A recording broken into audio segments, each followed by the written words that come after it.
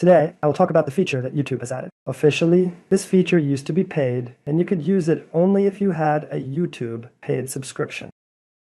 Now, the feature has been distributed to most accounts, whether they have a paid or unpaid subscription. What is the feature? The feature is simply that you can now play YouTube video. Before, if you played a YouTube video and exited YouTube, the video would simply close and would not continue playing. But now, the new feature that YouTube added to all subscriptions, whether paid subscription or not, allows you to watch the same video through YouTube in the background.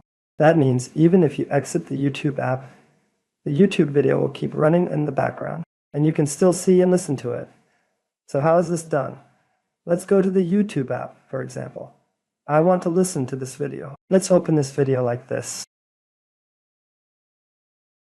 As you can see, I have this video. I want to listen and see it in the background. How will it be done? The way is simple.